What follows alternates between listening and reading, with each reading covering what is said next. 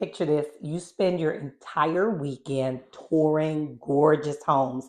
You fall in love with the kitchen, you imagine your life in the backyard, you're already mentally decorating the primary bedroom, and then guess what? Reality hits. You can't afford it. You just wasted hours touring a home that was never going to be yours.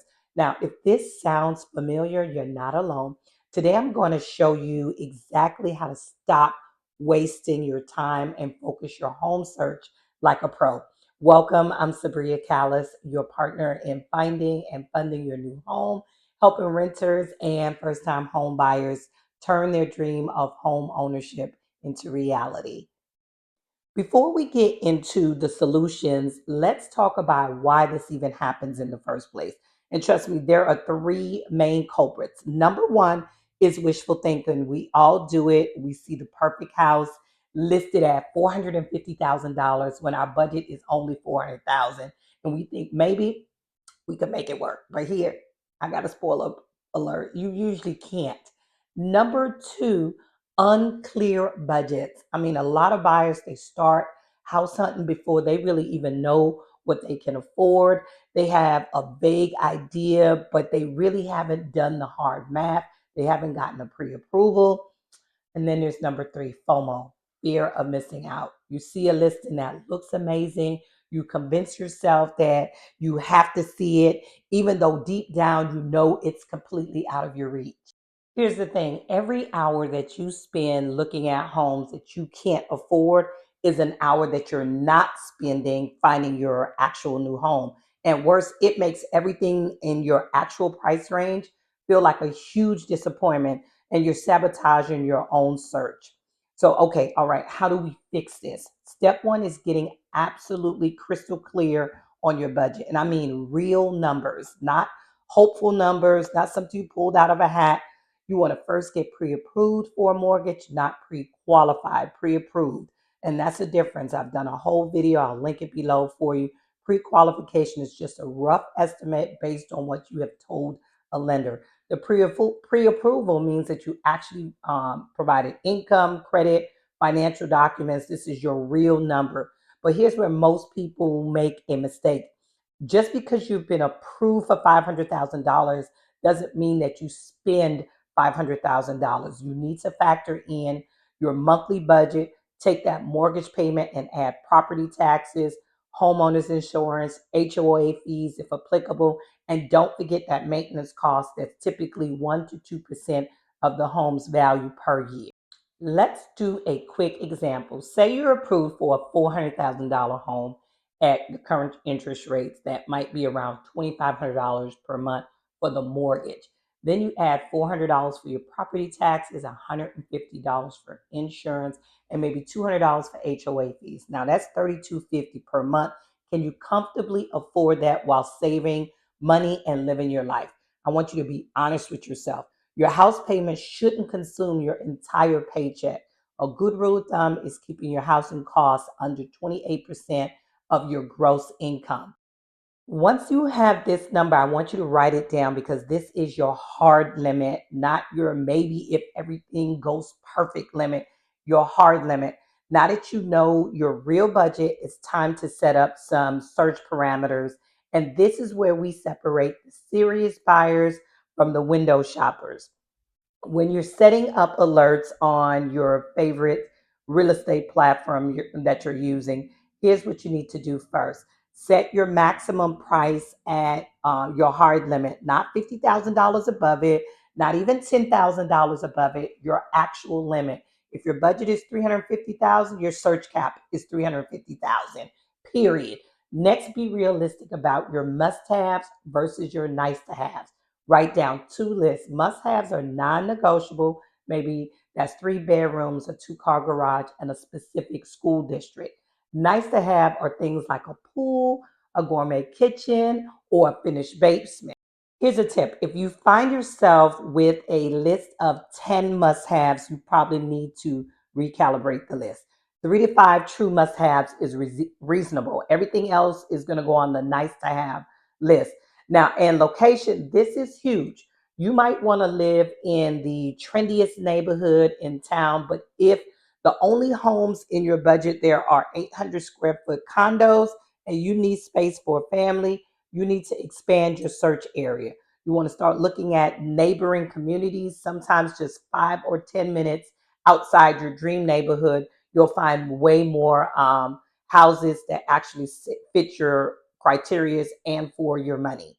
Work with your real estate agent to identify 3 to 4 target neighborhoods or areas that actually fit your budget and your lifestyle, and then focus your energy right there. This next part is going to be the hardest, but it's also the most important, and that's developing the discipline to say no.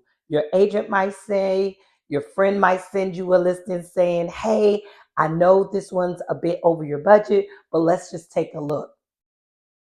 Isn't this gorgeous? And then you'll be tempted, right? Here's what you need to do. Take a deep breath, ask yourself 2 questions. One, can I actually afford this home while maintaining my quality of life? And two, is this showing going to help my search? Or is it just going to make me dissatisfied with what I can afford? If the answer to question one is no, or question two is the latter, you skip it, you politely decline, you protect your emotional energy. Because here's what happens when you begin to tour homes above your budget. You start comparing everything to that out of reach property. Suddenly, that perfectly nice home in your price range feels like you're settling. You get discouraged. Some people even give up on the whole buying process altogether because nothing measures up to that one house that they couldn't even afford. Don't do that to yourself. Instead, I want you to stay focused. When you tour homes that's actually in your budget, you start training your eye to see the potential in what's available to you. You start noticing the good stuff. Maybe the kitchen isn't magazine worthy, but it's functional and you can update it in a few years. Maybe the backyard is just a little bit smaller than that dream house, but it's actually a manageable size. Now, let's flip the script and make this fun. Instead of feeling limited by your budget, I want you to think of it as a challenge. How can you find the best possible home within your means? Start looking at homes that need a little cosmetic work. Ugly paint colors and outdated fixtures drops a home price significantly, but they're easy fixes. You can transform a space with some paint, some new hardware for just a few $1,000s. Then look at homes that have been on the market for a while. Motivated sellers are more likely to negotiate, and you might get a house that you couldn't afford at list price. Then consider different property types. If you've been exclusively looking at single family homes, maybe a townhouse or a duplex in your area offers more space for the same amount of money. Get creative with timing too. If you can be flexible about your move-in date, you might find that sellers who need to close quickly or willing to make a deal based on that time frame change. The point is, when you focus your energy on finding opportunities within your budget rather than mourning on what's outside of it, you become a way more effective house hunter. So let's recap everything that we've covered today. One, you're going to get pre approved and know your true budget, not just what the bank says you can borrow, but what you can actually afford month to month. Two, we're going to set strict search parameters. Your maximum is your maximum. No exceptions, no just one more tour. Three, we're going to distinguish between your must have, your nice to haves, and be willing to compromise on the nice to haves. Four, we're going to develop the discipline to say no to properties outside your range, protect your emotional energy and your time. And five, we're going to get creative within the budget. The perfect home for you is one that you can actually afford and make your own.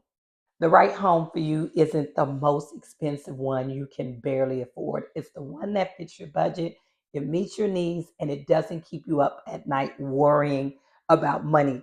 So when you stop touring homes you can't afford and you start focusing your search, something amazing happens. You stop feeling overwhelmed and you start feeling empowered.